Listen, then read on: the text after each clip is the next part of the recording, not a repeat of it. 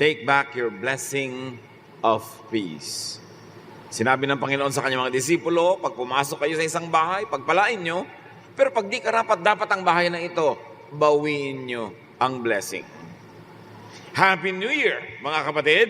Palakpakan natin ang Panginoon sa ating unang Sunday worship sa taon na ito.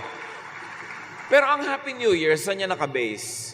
Marami, pero isang napakahalaga, a happy new home. A home could be bad, it should become good. When a home is good, it should be better. And when a home is already better, it should be best. Because room for improvement is the biggest room in the world. And the Bible tells us that God changes us from glory to glory. Lalo naman dapat ang home life. Happy new home. Dear Lord, we thank you for homes. We thank you for households. We thank you for families with complete members. We thank you, Lord, for families whose other members are not present, but you are present. We thank you, Lord, for whatever you give us. Ang dalangin namin, ayusin, pagpalain namin kung ano man ang binibigay nyo. At lagi, Lord, sa aming pagsunod sa inyo, sa aming pagsisikap, ito yung mapabuti pang lalo. Lord, we ask you to be our speaker. Give us a simple message that will remind us of the basics of how it is to be happy. Teach us, speak to us. In the name of your Son, Jesus, we pray. Lagi tayong nananalangin, we wish, we pray for happiness, happy birthday, happy new year. Pero ang laking factor ang pamilya para tayo maging masaya. O kung ano man ang nalalabi sa pamilya kung ito ay hindi kompleto. How do you have a happy new year? It's important to have a happy home. So ang mga paalala ay gamot daw, sabi ng matatanda, sa taong nakalilimot. Kaya tayo ngayon bilang unang araw ng ating Sunday worship sa taon na ito, balikan lang natin ang mga basics. Kung tayo naman ay hindi makakalimot sa mga simpleng bagay, lahat ng mga complicated na bagay ay malalagay din sa ayos. So balikan natin ang mga basics ng isang masayang pamilya. Man, husband, father, sa mga kalalakihan at kasama na ang buong parents. Be godly. Yan ang number one duty ng tatay, ng padre de pamilya, maging makadiyos. Hindi lang maghanap buhay, kundi maghanap biyaya. Pagka ang magulang, lalo yung head of the family ay makadiyos, dumadali ang pagdaloy ng pagpapala sa buong pamilya. At pagka yung magulang o yung head of the family ang hindi makadiyos, magulo, napakadali ring pasukin ng kadiliman ang isang mag-anak. Halimbawa si Cornelius, isang Roman official, pero God-fearing. Bagamat hindi siya Jew, Acts 10:2, Cornelius was a very religious man. He worshiped God and so did everyone else who lived in his house. He had given a lot of money to the poor and was always praying to God. Ito ang description kay Cornelius, isang head not only of his family but also of his household. And the whole house was blessed. Si Pedro, binigyan ng Diyos ng pangitain na magpunta sa bahay ni Cornelius para dala ng pagpapala ang kanyang sambahayan dahil doon sa head of the family. Mga heads of the family, kayo man ay tatay o nanay o kuya o ate, kung ano man ang nalalabi na leadership sa inyong pamilya, ang number one na tungkulin, duty and privilege, is to be godly. Pag makadiyos ka, kasunod na ang lahat. Be gentle. Ito ang isang balancing act ng isang leader. Dapat siya ay firm, dapat siya ay matibay, matapang, pero maamo, banayad sa lahat ng ibang bagay. Ephesians 6:4, parents, don't be hard on your children. Raise them properly. Teach them and instruct them about the Lord. So ang tatay, ang nanay, ang head of the family, sila dapat ang spiritual leader. At lalo kung nandun ang tatay at nanay pareho, yung tatay pa dapat ang spiritual leader. Hindi pang babae lang ang relihiyon. Hindi pang babae at pang bata ang Diyos. Dapat yung mga nangungunang kalalakihan sa pamilya, o kung babae ang nangunguna, sa kawalan ng kalalakihan nangunguna, unahin ang pagiging banaya ng ugali, mapagmahal.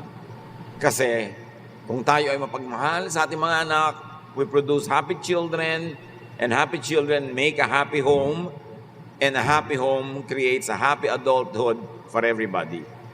Marami mga pag-aaral sa psychology, psychiatry, and even sa sociology na nagpapatunay na pagka pangit, masaklap, masakit, mapait, malungkot ang pagkabata ng isang tao, madalas nakakaroon siya ng mga sakit na pangdamdamin na nagiging mahirap siyang makasundo, makasama pagtanda niya, o kaya nahihirapan siyang makipagkapwa-tao. Nahihirapan siyang magtiwala, nahihirapan siyang umibig kasi pinalaki siya na salat sa pagmamahal. Ang laki ng pananagutan ng mga tatay at ng mga nanay sa social problems ng isang bansa. Kasi ang social problems are created by people. And usually people who create social problems are people who came from broken, sad, bitter homes. Kaya para gumawa ng isang matibay na republika, dapat ang bahay, ang tahanan, matibay, masaya. Kasi doon pinalalaki, hinuhubog ang utak ng bawat miyembro. Sa mga kababaihan naman, woman, wife, mother, at isama na rin natin ang mga father. A good father is also a good mother and partly a mother. Be efficient and fruitful. Dapat ang babae, mabunga, maraming trabaho, maabilidad, hindi lang pambahay. Kahit nung araw pa, unang panahon, maski sa Israel nung unang panahon, ang mga napakahuhusay na babae ay hindi lang pambahay. Kaya i-describe yung napaka-ideal woman sa Proverbs 31, a truly good wife is the most precious treasure a man can find. Her husband depends on her, and she never lets him down. She knows how to buy land and how to plant a vineyard, and she always works hard. She makes clothes to sell, she takes good care of her family, and is never lazy. Yun daw ang mahusay na babae. Magaling sa bahay, magaling din sa paghahanap buhay, magaling mag-sideline, kumikita, hindi lang nakaasa sa husband. Meron sariling kita, meron sariling abilidad. At pagka ganon, mas magandang diskarte sa pagiging ina, sa pagiging asawa, dahil productive at dahil magandang halimbawa sa kanyang mga anak. At hindi lang yon, siya ay nakadadagdag sa kariwasaan ng tahanan. An abundant home is easier to become a happy home. Mahirap namang sumaya kung gutom. Mahirap sumaya kung laging kulang. Kaya napaka-ideal na ang babae ay magaling din maghanap buhay. In fact, mas nagkakaroon siya ng magandang pakikitungo sa kanyang asawang lalaki kung siya may sariling income, kasi yung kabaitan niya, kabutihan niya, likas, hindi lang dahil umaasa kasi siya. At pagka hindi siya binigyan, ay mawawalan siya ng support. It creates a better person if you are not dependent on others. Your kindness becomes natural and you are not kind out of necessity. So sa husband and wife, sa couple, ano ang old-fashioned but very important and always true na payo? Be faithful. Kailangan pa bang i-memorize yan? Couples should go back to old-fashioned faithfulness to each other. Sa dinami-rami na eksperimento ng lipunan, maski yung sex revolutions noong 50s and 60s, and hanggang sa 70s, at yung loose morals na umuuso sa napakaraming lipunan, hindi naman nag-produce yun ng happiness eh. Hindi naman sinabi ng mga tao na because I'm unfaithful to my husband or to my wife, because I'm an adulterer, because I am playing with everybody else, I became happier. Wala namang ganun. This unfaithfulness business to the couple, of the couple, is a failure. It's a grand social failure. Not to mention that it's a grand moral failure. Ang tunay na kasiyahan, katatagan, kasiyahan pa rin ng pamilya ay yung maging matapat ang mag-asawa sa isa't isa, no matter what. Siyempre, as is where is, na yung napangasawa mo Yun na talaga ang dibdibin mong partner sa buhay. Tanggapin mo na ang lahat ng kulang, i-enjoyin mo ang lahat ng maganda at magagaling na bahagi nun, at tanggapin mo yung kulang. Kasi yung mga kulang sa asawa mo, pag hinanap mo sa iba, may makikita kang nasa iba yung kulang na yon. Pero yung makikita mong iba na yon, may ibang kulang na naman yon. At di ka titigil ang kakahanap tulad ng woman at the well sa Samaria. Sabi ni Jesus, bring your husband here. Sabi niya, I have no husband. At sabi ni Jesus, tama ka. Because the man in your house right now is not your husband, and the 6 others who were before him were not your husband.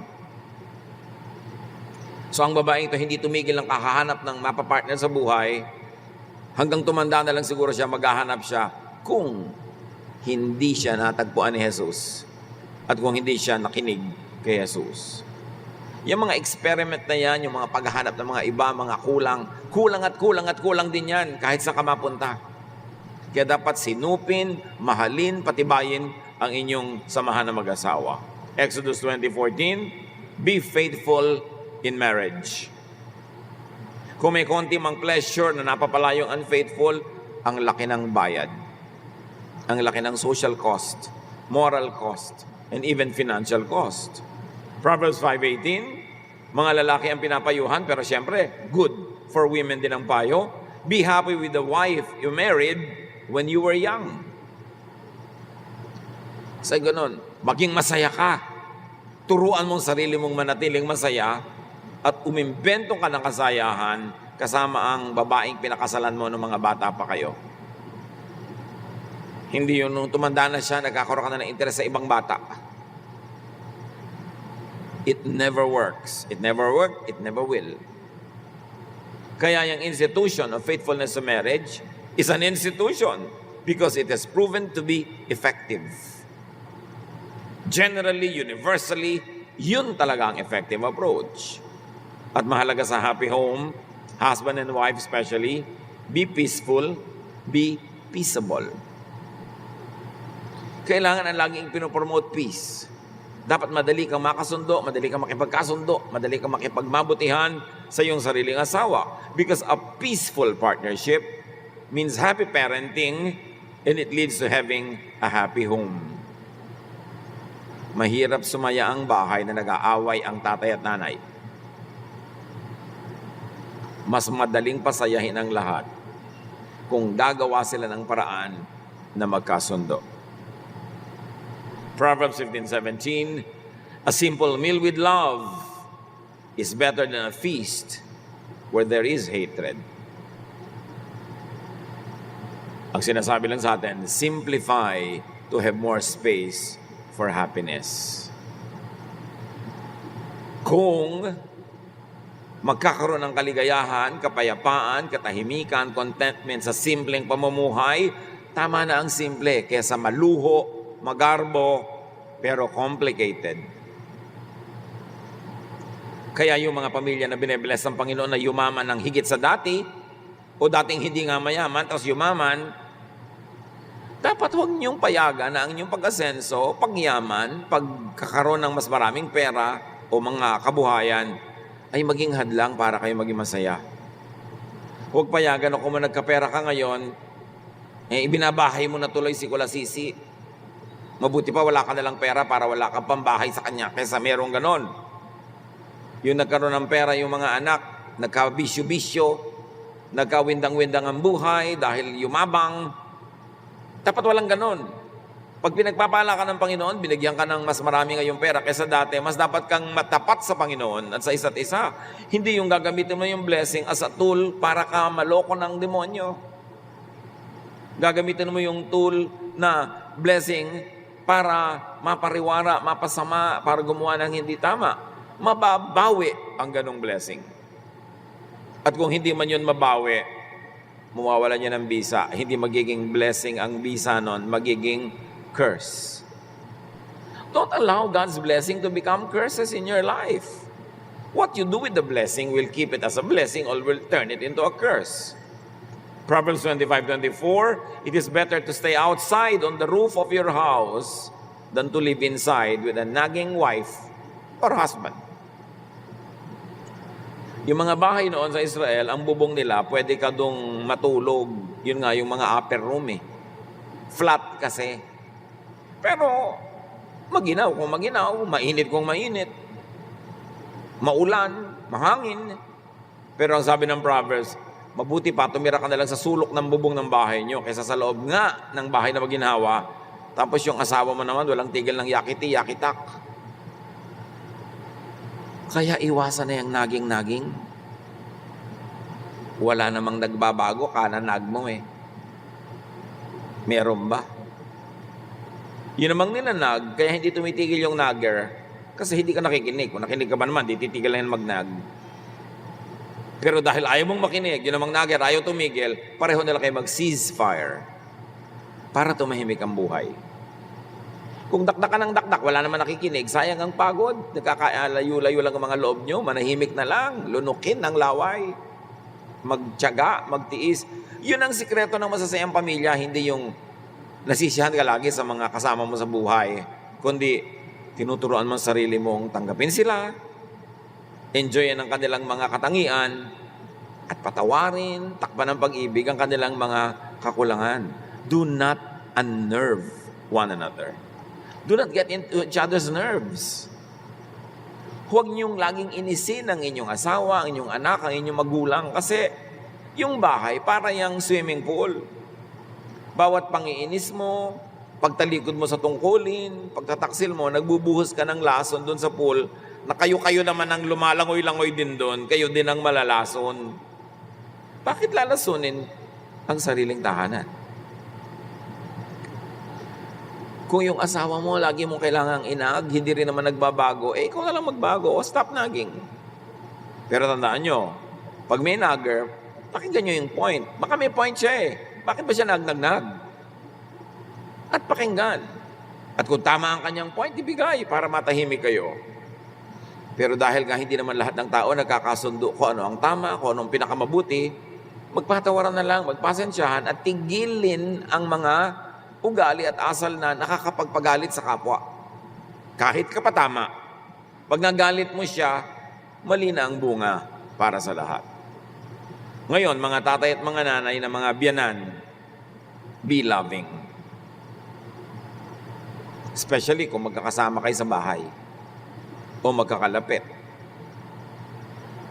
Tulad sa Ruth 3:1, nung namatay ang anak ni Naomi, sabi niya sa kanyang manugang na si Ruth, "It's time I found you a husband who will give you a home and take care of you." Napaka-thoughtful na biyanan. Sabi niya, namatay na ang anak ko, biyuda ka na, panahon na para ihanap kita ng mapapangasawa mo para magkaroon ka ng sarili mong tahanan at may mag-alaga sa iyo. Ang sarap na biyanan. Iniisip ang kapakanan ng kanyang manugang. Mga biyanan, kung kayo may mga manugang na, one great way to love your son or daughter is to love his or her partner. Yun ang pag-aralan. Titigil ang gulo ng planeta kung pag-aaralan ng biyanan na mahalin yung manugang. Mahal kasi ng anak mo yan. Mahal ka rin. Pag lagi mong hinati ang puso ng iyong anak, lagi mong sisirain ang iyong manugang, lagi kang magdadrama, magpapaawa, aawayin mo ang iyong manugang, yung anak mo nagdurusa. Gusto mo bang gawin sa anak mo yun na nagdurusa siya? Mahalin ang mahal ng inyong anak para tahimik ang planeta. May kilala nga ako isang lalaking lagi nag-aaway ang kanyang nanay at ang kanyang asawang babae. Gusto na niya magbaril sa sarili. Sabi niya, alam mo, gusto ko na magbaril sa ulo ko kasi ang gulo-gulo ng nanay ko at asawa ko. Sabi ko, bakit hindi yung asawa mo at nanay mo ang barilin mo? Ayaw naman niya. Siyempre, joke. Pero ang point, ginugulo niyo ang inyong anak pagka hindi niyo patatanggapin yung napangasawa. Kahit babaeng tamad, babaeng magastos, ang kapal-kapal mag-makeup, yun na yung napangasawa ng anak niyo eh. Kahit pa yung mga kamag-anak niya, laging nandun sa bahay ng anak niyo. Yung nanay niya, laging nandun. Tapos pagka uuwing nanay niya, daming bit-bit. Hayaan niyo na. Hindi niyo rin naman mapipigil. Be wise. Mas mabuting minamahal nyo kaysa tinatanggihan ang inyong manugang. May mga manugang talagang mahirap mahalin. Totoo yun. Pero mas mahirap makipagyera sa kanila. Kasi mahal din yun ang inyong anak. Hirap din lang at hirap. Doon na kayo sa mas maganda ang bunga. Yung kayo na ang maging mapagbigay, kayo na yung maging mabait, para tahimik. Exodus 18:24, Moses followed Jethro's advice. So yung biyanan ni Moses, nagbigay sa kanya ng magandang payo at sinunod naman niya. So mga biyanan, be wise. Para nakakapagbigay ng magandang payo, hahangaan kayo na inyong manugang at pag nagsalita kayo, kayo susundin. Kasi nakikita nilang hindi kayo biased, mahal nyo rin sila, kapakanan nila ang inyong hinahanap, magpayo man kayo, mas papakinggan kayo. Earn your right to be heard. You don't get to be heard only because you're older or because you are the in-law, but because you have proven yourself to be wise. O mga anak namang lalaki at babae, sons and daughters, listen to your parents. Siguro less than 1 to 2% ng magulang ang magtuturo ng mali na alam nilang mali yun. Mali man ang maipayo ng magulang, baka nagkamali lang dahil tao lang, pero hindi sasadyaing ipahamak ang anak.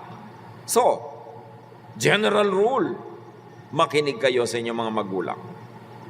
At kung sakali ang sinasabi ninyo ay talagang labag sa karunungan, katalinuhan, sa common sense, ipaliwanag nyo ang inyong pagtanggi sa isang galang na paraan.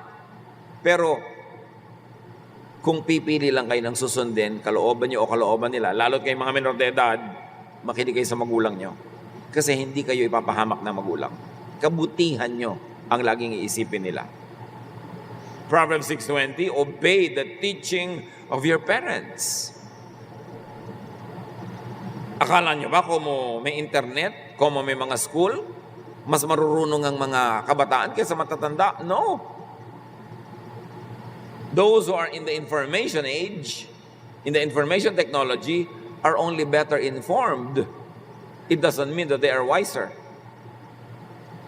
It takes time to be wise.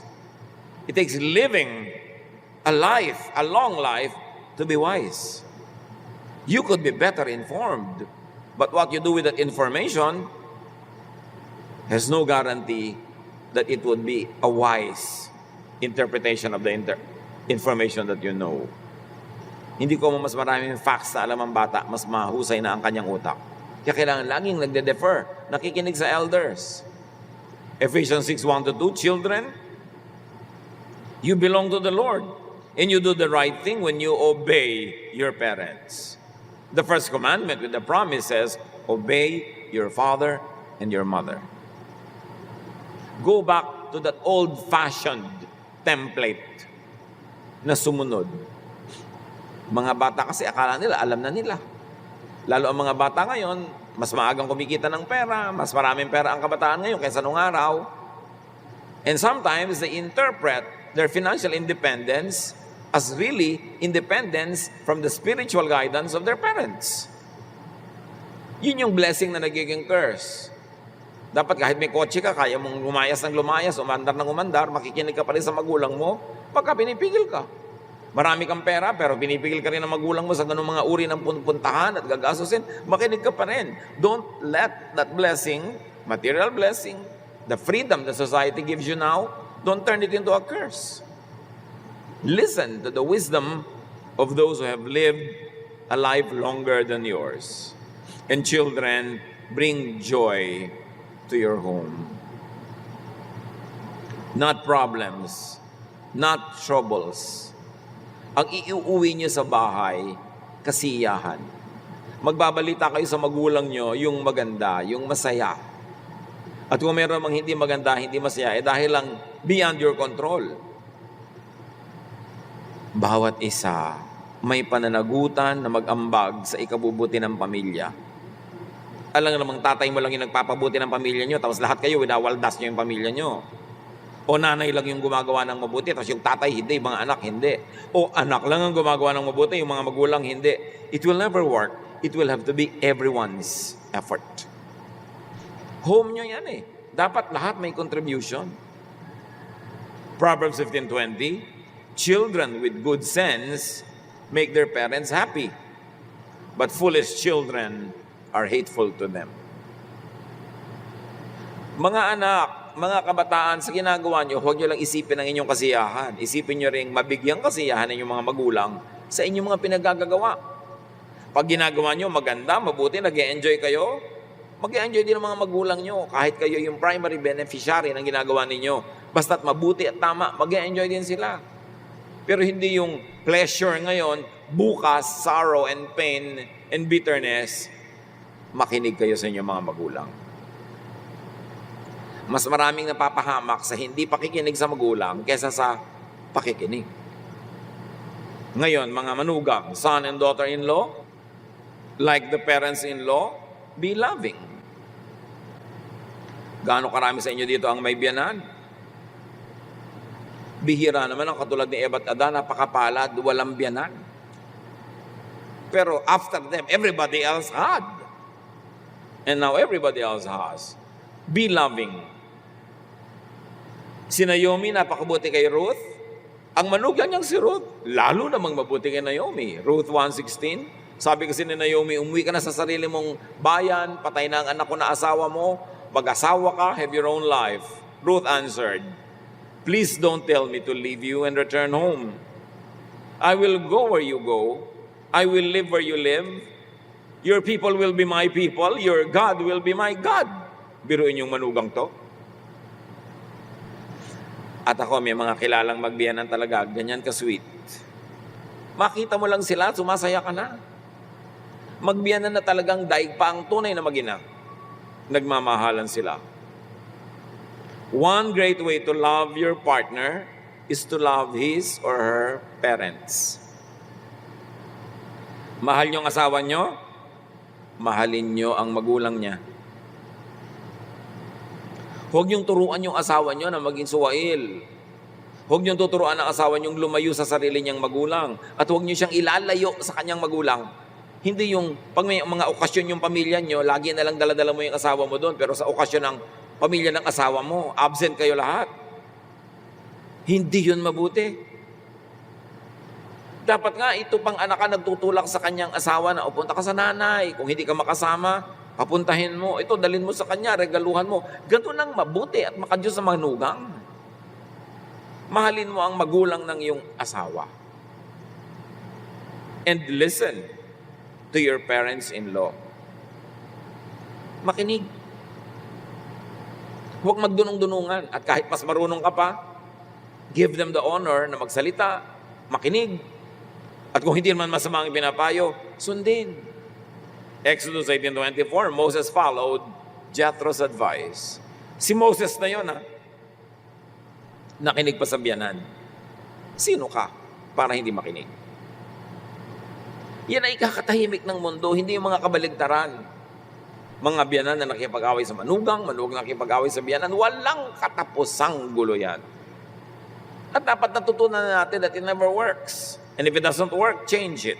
If the shoe does not fit, don't wear it. At sa lahat naman ng miyembro ng pamilya, everyone provide for the family. Mag-contribute. Kung pwede ka nang maghanap buhay, kumita, maghanap buhay ka, kumita ka, mag-contribute ka sa gasto sa bahay. At kung hindi ka pa pwede maghanap buhay, dahil sobrang bata pa, o sobrang matanda nang hindi na pwedeng maghanap buhay, tumulong naman kayo sa pagtitipid, sa pagko-conserve, sa pag-aalaga ng resources ng pamilya. 1 Timothy 5:8, people who don't take care of their relatives, and especially their own families, have given up their faith. They are worse than someone who doesn't have faith in the Lord. Ang sino man daw na hindi kumukupkop, tumatangkilik, tumutulong sa kanyang sariling pamilya, ay tumalikod sa Diyos. Mas masahol sa mga taong walang pananampalataya sa Diyos. So, being good to your family is high religion. Pero tatandaan nyo ito hindi lang one yung good, tapos lahat ng iba bad. Dapat hindi ganun. Hindi lang isa yung naghahanap buhay, tapos yung lahat yun ng iba, nagwawaldas. Hindi lang isa yung nagdadala ng makakain, tapos yung iba kain lang ng kain. Dapat lahat nagdadala. O tumutulong man lang ng conservation, ng pagtitipid. Everybody in the family should give and contribute to family finances. Do not just take. Pagka ang isang tahanan ay one-income family, usually, lagi na lang kulang ng pera. O lagi na lang na may nangaabuso. Dapat lahat mag-contribute.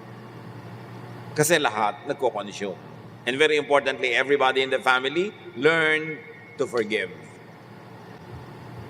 Colossians 3:13, put up with each other and forgive anyone who does you wrong, just as Christ has forgiven you. Itong verse na ito, alam na alam natin. Paulit-ulit. Forgive, forgive, forgive. Ito na lang ang tanong. Sinunod nyo na ba? Okay, may atraso sa iyong biyanan mo, ang manugang mo, ang kapatid mo, ang nanay mo, tatay mo, anak mo. Sinunod nyo na ba itong forgive, forgive na to? O parang dekorasyon lang sa tenga? Kasi para talaga tumalab, dapat sundin. Mahirap po magpatawad. Tama. Pero mas mahirap hindi magpatawad. Mahal ang bayad pag nagpapatawad ka. Pero mas mahal ang singil sa hindi nagpapatawad. Mahal din lang at mahal, doon ka na sa mabuti, sa itinuturo at inuutos ng Diyos. Ito, magsisimula na naman isang bagong taon. Huwag nyo nang i-carry over to this new year, yung mga dati nyong galit, inis, nanakit, tampo. Dapat wala na yun. Kasi isang malaking kasinungalingan at kabalbalan na magsabi ng Happy New Year, tapos hindi ka nagpapatawad. How can you be happy na hindi ka nagpapatawad? How can you make other people happy na hindi ka nagpapatawad? And very importantly, how can you make God happy na hindi mo sinusunod ang kanyang utos? Marami, church ng church, amen ng amen, hallelujah ng hallelujah. Pero hindi nagpapatawad. Don't expect to be happy. Lalayuan kayo, magiging mailap ang kaligayahan pag hindi kayo marunong magpatawad. Lalo na yung mag-asawa, nagkamali yung asawa mo, talagang napakalaking kasalanan. O sige, makipaghiwalay ka na forever. Hindi naman kayo naghihiwalay. Pero hindi ka rin nagpapatawad. Eh di kalahating impacto, kalahating santo, kalahating demonyo, kalahating masama, kalahating mabuti, kalahating hindi mabuti, kalahating langit, kalahating impyerno ang buhay mo. So lalangitin mo na lang, buuin na. Limutin na, magpatawad na. Hindi ko po magawa, magtiyaga ka. Buntot mo, hilahin mo. Kasi ang hindi pagpapatawad, may kasamang sumpa. Bitterness, anger, and you cannot be happy. So magpatawad dahil banal ka. Pastor, hindi po ako banal. Pues magpatawad ka dahil matalino ka. Dahil man lang sa katalinuhan, magpatawad ka. Kasi yun ang itinuturo ng Diyos. At yun ang path to happiness. At lahat sa pamilya, you really want a happy home, serve God. Siyempre naman, God is all-sufficient, self-sufficient. God cannot really be actually served because God does not need human service. But sabi niya, whatever you do to the least of these people, you do to me. So by serving the weak, the needy, you serve God. By serving people in the church, attending to their spiritual, emotional needs, and even up to a point, their practical needs, their hunger, their poverty, their sicknesses. By serving people, you serve God. And happiness resides in serving. Yan ang isang sikreto na hindi nadidiscover ng iba na hindi naglilingkod. May ligaya na para lang sa naglilingkod sa Diyos. Kaya sabi ni Joshua sa Joshua 24:15, my family and I are going to worship and obey the Lord. As for me and my house, we will serve the Lord. Because godly service leads to a very godly life, which brings about happiness. May chain reaction. Pag naglilingkod ka sa Diyos, ang nagiging ending, kaligayahan. Kung tama ang paraan ng paglilingkod. Hindi naman kung nagsasakripisyo kayo, sumasaya ka na. Dapat galing sa tamang attitude at tama ang method. and everybody in the family. Total, ang pinag-uusapan natin ngayon ay puro mga old-fashioned templates. Love more. Mag-effort, magmahal. Sa una, effort yan, pero mamaya habit na. Likas na. 1 Corinthians 13, 4-5. Love is kind and patient, never jealous, boastful, proud, or rude. Love isn't selfish or quick-tempered. It doesn't keep a record of wrongs that others do. Apply this in your family life. Maging mabait, pasensyoso, huwag managhili, mainggit, magselos, huwag mayabang, huwag magaspang, huwag madaling magalit, huwag maging makasarili, at huwag maglista ng lahat ng mga kamalian ng kapwa. Limutin, ilista sa tubig ang mga pagkakamali ng family members. And very importantly, parents or elders in the family, train children in love. May mga pamilya na hindi maibigyan ng mga miyembro sa isa't isa kasi hindi sila pinalaki na nagmamahalan, hindi sila tinuruan. Itinuturo rin yan eh. Merong mga magkakapatid, sobrang magmahalan. May lagnat lang o may bulutong lang yung kapatid eh. Nakaluksa na tong isang kapatid. Meron naman talagang nagkanda, windang-windang na yung kapatid niya, okay lang. Paano sila pinalaki? Turuan ng mga magkakapatid na magmahalan, magbigayan. By example. At paano itinuturo ng mga magulang yan? Kung paano minamahal ang mga kapatid mo, doon mo itinuturo sa mga anak mo kung paano sila magmamahal ang magkakapatid. Yung mga ate at kuya, paano kayo nagmamahalan, paano nyo minamahal ang mga kapatid nyo na kababata, yun ay malaking impluensya sa kanila. Dapat ang pinapauso ng matatanda, love, not selfishness. Kaya kadalasan, pag yung ate at kuya, selfish, hawa-hawa na hanggang lahat ng mga kapatid na mas bata. Pag selfish yung mga magulang, nagiging selfish din ang anak. Kasi we teach by example. Ang laki-laki ng pananagutan natin pag may bata sa bahay. Kasi lahat ng sinasabi, hindi sinasabi natin, ginagawa at hindi ginagawa, nakatatak sa isip nila. At nahuhubog natin ang pagkatao nila, alaman natin o hindi, sinasadya man natin o hindi, sa pamamagitan ng pagtrato natin sa kanila sa bahay. So in the home, lift each other up. Magpurihan. Magpasaya ng kalooban. Proverbs 31, 28-29, yung daw babaeng uliran, her children praise her, and with great pride, her husband says, there are many good women, but you are the best. Pinupuri dapat ng asawang lalaki yung babae, pinupuri ng babae yung lalaki, pinupuri ng mga anak nila, pinupuri ng anak ng mga magulang. Eh maraming bahay, kabaligtaran. Pintasan ng pintasan, siraan ng siraan, nag-iinsultuhan, nang lalait ng isa't isa. Anong natatanim sa puso? Galit, inis, hindi pag-ibig. So magpurihan, imbes magsiraan. Siyempre yung puri naman na nakabase sa katotohanan, hindi naman yung guni-guni at pantasya. Na alam mo naman talagang hindi kagandahan ito. Isa sabi mo, ikaw ang pinakamaganda dito sa barangay natin. Yung dapat realistic. May mahahanap ka at mahahanap na laging mapupuri. Kailangan laging pinupuri. Bata, hindi lang pinupuri, dapat balance, ay tinutuwid din na mali. Pero pinupuri. Pag marunong kang pumuri, pag sinasabi mo na yung mga mali, hindi magagalit sa'yo. Kasi alam niya, hindi ka biased. Pinupuri mo ang dapat purihin, at tinutuwid mo ang dapat ituwid. So elders and seniors, be wise. Mga matatanda na, akala nung iba pag matanda na, wala na silang papel sa buhay. No. Ang laki na impluensya nyo sa pamilya nyo kung sila'y mag-aaway o magkakasundo, kung tatahimik o hindi. Huwag tumanda lang, dapat may pagkatandaan.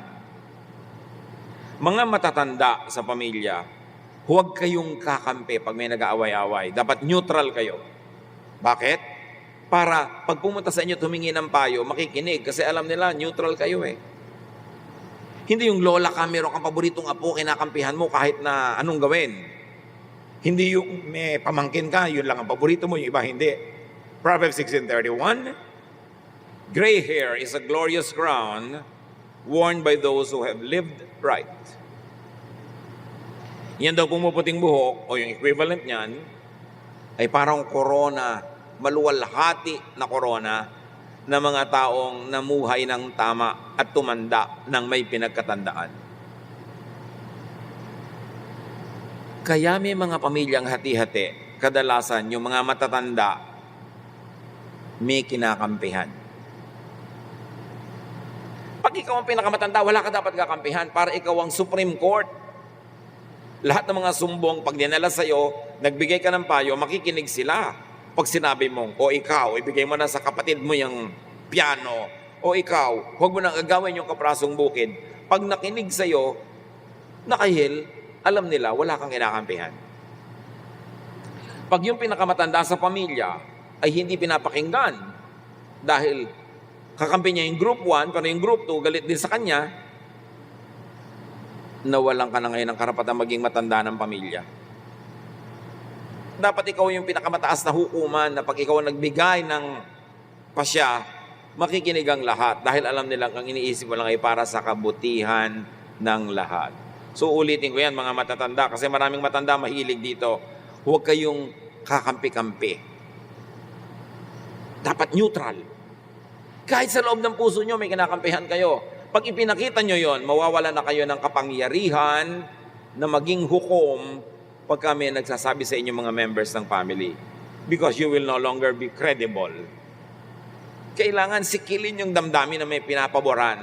Maging neutral para may saysay ang inyong old age at may makinig pag nagsasalita kayo. Hindi kayo sinusuway kasi alam nilang kabutihan ng lahat ang mahalaga sa inyo. Mga matatanda, unite, do not divide the family. Sad to say, may mga magulang, sila pa yung dahilan, kaya yung mga anak at manugang nila naghiwalay. Imbes, pauwiin yung anak na nagtatampo doon sa asawa, dito ka na lang, huwag ka na bumalik sa kanila. Dapat anak, may asawa ka na, bumalik ka doon. Itama mo ang mga mali mo at yung mga mali ng asawa mo, dalhin mo siya dito, kakausapin ko siya. Makikinig ang manugang sa inyo pag alam nilang hindi kayo kamping-kampi sa anak nyo. Kundi ang kinakampihan nyo, yung totoo, yung makatwiran, yung maganda. Huwag lang yung konsintihin ng anak. Dapat kita din ng manugang nyo na kinakampihan nyo rin siya pag siya ang tama. Para hindi kayo mawala ng persuasive power. Hindi kayo mawala ng saysay. Dahil pag bumukang inyong bibig, kayo ipapakinggan. Huwag hatiin ang pamilya. Kung kayo may mga anak, magpapamana kayo, be fair. Huwag lang yung paborito nyo ang maraming-marami kasi anak nyo lahat yan. Pagka ang matanda kasi ang may paborito, nagkakanda, windang-windang ang buong mag-anak. Dapat neutral. Dispense wise and godly counsel when asked and when needed. Hindi ko mamatanda, bigay kayo ng payo, hindi naman kayo tinatanong. Dapat antayin nyo rin hanggang kayo ng payo. Earn your right to be heard. So, ito ang isang pinakamalaking tukso sa matanda na bigyan ng hatol ang lahat ng kaso. Dapat hayaan nyo rin yung mga bata mag-isip kung ano gusto nilang gawin sa buhay nila. Iba na ang panahon, may mga iba ng method, ibang pamamaraan, ibang mga pagpapahalaga. Hindi natin kailangang isiksik ngayon kung ano ang pamamaraan natin nung unang panahon. Pero kung tayo ay nakikita nila niya neutral, matalino, tatanungin at tatanungin nila tayo. So mas mainam, antayin natin tayo'y tanungin kesa kada liko ng mukha natin, lahat ng titingnan natin tayo'y nakikialam, nanghihimasok, nagpapayo. Makakainisan tayo nun. So pati mga matatanda, dapat ding lumagay sa lugar na inaantay nyo matanong kayo. Hindi kayo laging nagdidikta sa mga tao kung anong gagawin. Kasi yung panahon ninyo ay noon yun. Live in the present. Makibagay sa panahon. Huwag ibalik ang ngayon sa kahapon. Hindi yun mangyayari. Dapat pag-isipang mabuti kung ano ang mga karunungan ng kahapon na maaaring magamit hanggang ngayon. At ilagay ang sarili sa tama para hindi tayo nalalapastangan.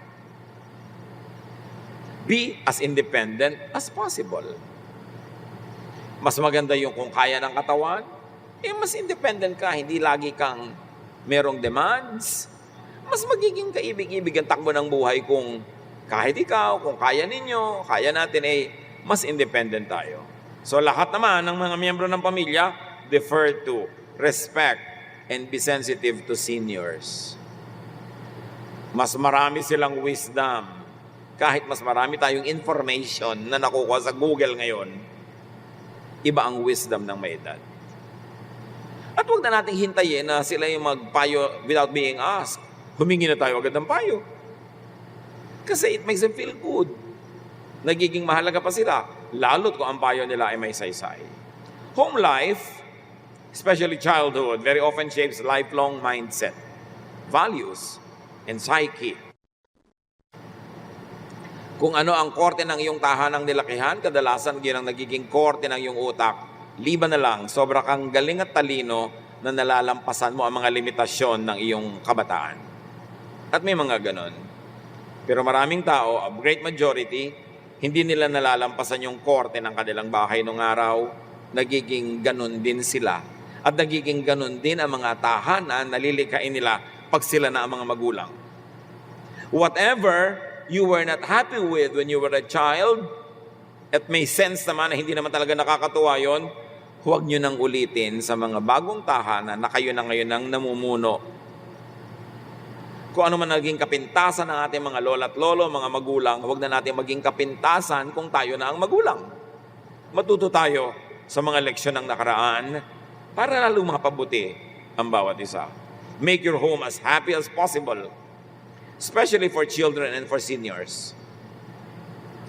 Dapat ang tahanan very child-friendly and senior-friendly. Bakit? Children and seniors are usually bound to the house.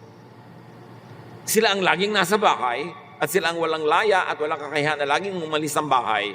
Yung mga middle-aged, yung mga young adults, umaalis yan, gumagawa ng sarili nilang buhay pag wala sa bahay, may sariling fun and happiness, pero yung bata at matanda lagi nasa bahay. So dapat child-friendly at senior-friendly ang bahay. Kung may matanda na nakatira sa inyong bahay, igawa nyo na siya ng kwarto sa baba. Huwag nyo nang pagapangin sa hagdan araw-gabi. At yan ang lagi ko ipinapayo sa nagpapagawa ng bahay. Uy, ang ganda ng plano, ang ganda ng bahay. Wala kayong kwarto sa baba. Tatanda kayo. Liban na lang, meron kayong elevator na 1.2 to 1.4 million. Pag nagpagawa kayo ngayon na 3 ang sakay, isang tao, isang pasyente, isang wheelchair. Liban na lang meron kayong ganon, mag-provide kayo sa baba ng kahit malaking living room na pwedeng maging kwarto ng matanda. I-design ninyo ang inyong mga bahay na friendly sa matatanda. Gusto nyong alagaan ng nanay nyo, lola nyo sa inyong bahay, gumawa kayo ng maliit na silid, kahit maliit, doon sa baba. Importante, nakakalimutan lagi ang hagdan. And having and keeping a home happy is everyone's project.